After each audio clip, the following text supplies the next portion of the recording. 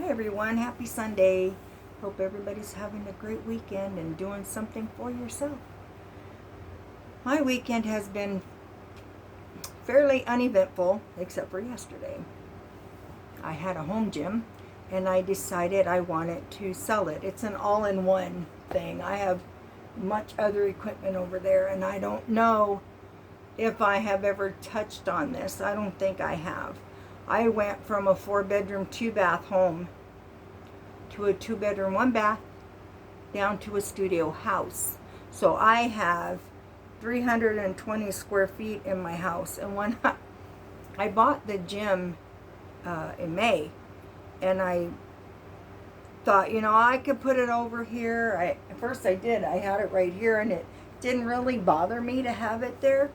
But I am very much an Aries, and anybody who knows anything about us, like, I'm very meticulous. Everything has a place to be. And after a minute, it started bothering me, so I moved it over there, got rid of my bed, got a couch that folds out into a bed, and blah, blah, blah. So anyway, yesterday the people came over and picked up the gym, and we had such a lovely time trying to get it out that damn door. I was trying to tell dude how to do it, but I think because I was a girl, he wasn't really paying attention to me. But I had already had it a lot of the way out, and I got hooked at the top. And with 200 pounds of weight on the back, I couldn't lift it and flip it and push it out the door by myself. But I had already known how to get it to that point, but he wasn't having it. So anyway, eventually we got it. Today, I think my topic is going to be depression. I don't think I have ever talked about this, or maybe I have. When all that stuff started happening with my dad, he was gone at that point, right? I had not so great things happening to me in that house with my mom's boyfriend, let's say. The one that she had the 2 kids with. So I started having these really weird thoughts. I didn't know what the hell was going on. When I was 9 years old, I was forced to go to Florida to my aunt's funeral. And when I was at the funeral, I was experiencing things that I'm going to say most people don't experience. And I didn't know what to do with that. So anyway, I'd lay in my bed and just think I was going to die. And no rhyme or reason. I didn't know. I was a little kid. Didn't feel like I could go to my mother. As a matter of fact, I was pretty sure I couldn't. Even in today's shoes, I'd be pretty sure I wouldn't be able to. And so I dealt with that for years and years and years. And when I was 15... I had my first pregnancy. It didn't seem to affect me then. And that pregnancy didn't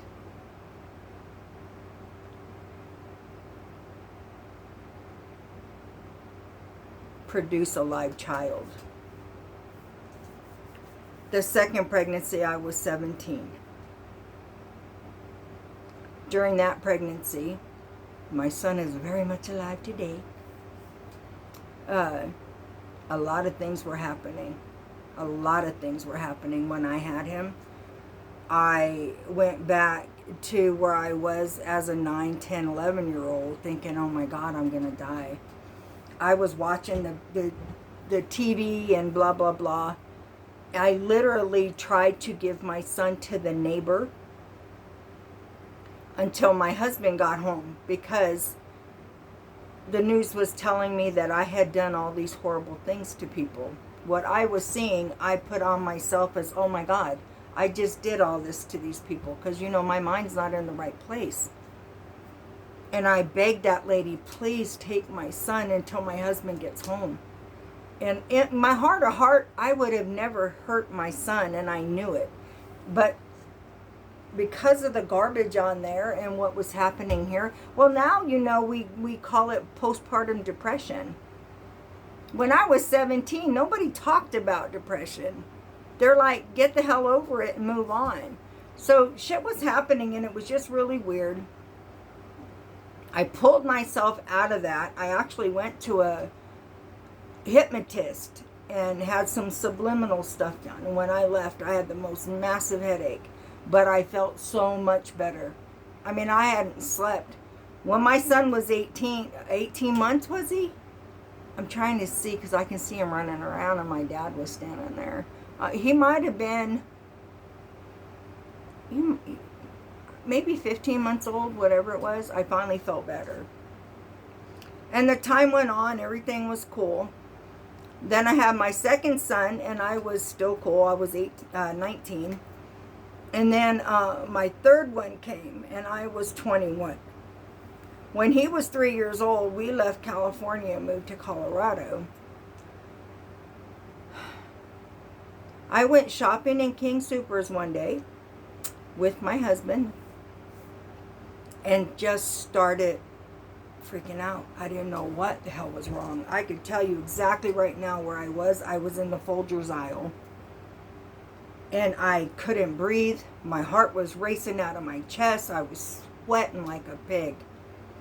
And I had to sit down on the floor. And people are walking by, are you okay? Are you okay? And I'm like, yes, thank you. Yes. I wanted to scream, stop asking me if I'm okay. Because every time they asked me, it got worse. And we were going to work and stuff after that. I would have these, what I now know to be panic attacks. I would stop. I would beg him, John, please stop. Please stop. You got to stop. And he'd be kind of yelling at me, aggravated. But please stop. Something in my mind was telling me, take off your shoes and socks, pull up your pant leg, and just stand in that snow. It worked. It worked. So we would go to work, everything was hunky-dory. And then all of a sudden at home, I couldn't leave my house. I was like, what kind of fresh hell is this?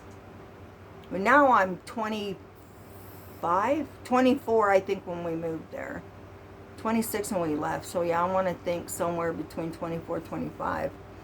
And I would go toward my door, and I couldn't breathe when I got to the door. As soon as I walked away and sat down somewhere, my heart's still racing.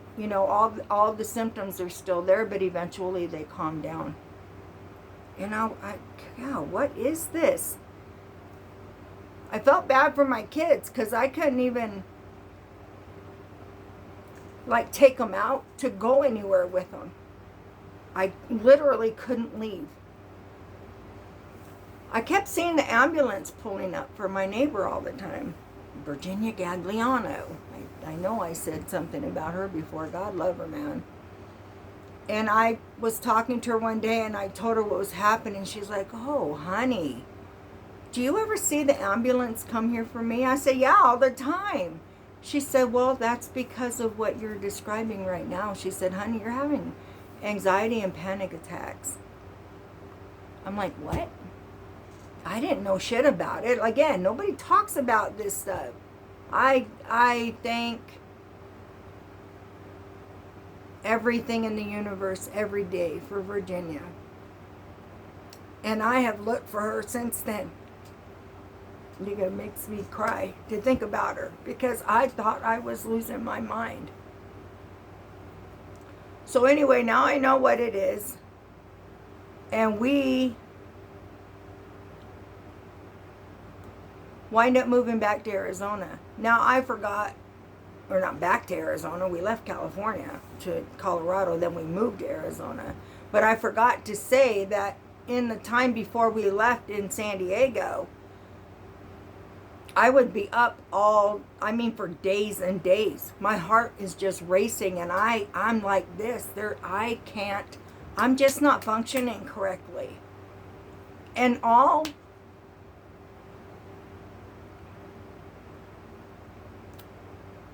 my husband would do is call me a stupid bitch all the time. Like, you can't do anything, blah, blah, blah. One day he pulled me out of the chair I was sitting in, threw me across the room, and threw the chair over the balcony. We lived on the second story. Because he said I was basically worthless. Then in Colorado, when that happened at King Supers, he started telling me what a lazy bitch I am. You don't even want to go shopping. You're not doing this. You're not doing that. And I'm just thinking, how can this person who tells me he loves me treat me like this? Like, all of a sudden, the place that was supposed to be safe is like on guard all the time, because I don't know what he's going to do next. Abuse started coming into the picture. That's a whole other video. So, I never went to a doctor about any of this. I worked through it myself. When I finally kind of figured out what was going on, I started diving deep into mental health and stuff. That's what my nursing background is. A psych nurse, right? I work with developmental disabilities. I work with dementia patients. I work with people who, for whatever reason, have a lot of thoughts that they wish they didn't. And they're not living life because they physically can't. It's not that they don't want to. Their body doesn't allow them to. And then after all this time, I figured, you know what? Remember on a video I had said, I don't remember much of my life. And honestly, I don't. I do have a friend who is a doctor. She's a psychotherapist. And she said, Kimmy, honey, you talk about your life, the situations you remember so nonchalantly. Like you just let them go. I said, well, I do. What is the point of carrying them through your life and being unhappy and miserable or, whatever? I just let them roll off. And she said, you know what? I know you believe you let them roll off, and in your mind you do. It lets you function. She said, but your cells hold on to all of that. And that is where your anxiety and depression came from. It's your body going, like, basically, I'm saying it the way I said it. Danger, Will Robinson, danger. We need help. So while I thought I was functioning well, and I was, all of a sudden these things started happening to me, and I didn't know why. So yeah, all of my stuff started when I was about 9. It's really weird. And then to have somebody who's supposed to care about you tell you that you're worthless and lazy and you just don't want to do this. Crazy shit, man. But that's why now I am a life coach. I am a counselor, certified in both. Because I find it just so important to have somebody there when you need them. I know what it feels like, believe me, to have all this shit going on in your head and having nobody to turn to. I did all of this on my own. God loved my kids because they went through it with me without even knowing they were. I'm sure there was stuff that they saw, Mom, something's going on with Mom. They don't know, they're kids. On December 2nd, 2016, I had to gather my kids, and I'm saying this for a reason. I had to gather my kids to tell them that I had breast cancer. That was the hardest thing for me to have to tell them. I thought the day I had to tell them was my baby's birthday. That was the hardest thing.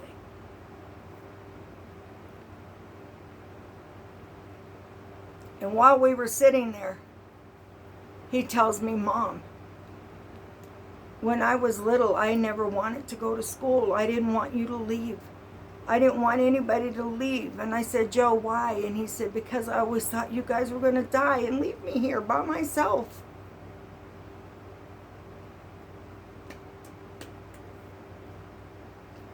Take that. And he never told me that when he was growing up, ever. Did he say anything about that? Yeah. I wish he had, and I told him that. I said, Joe, I wish you would have told me this. Because I dealt with this shit my whole life. And nobody knew. Like I said, they might have knew something was wrong with Mom somewhere. some days she doesn't act like she usually does, and it caused me to be very defensive and very protective of my kids. Oh, buddy. I used to fight with a lot of people over my kids. Yeah. So there's a little story for today. I left my email address in my description. If you are experiencing depression,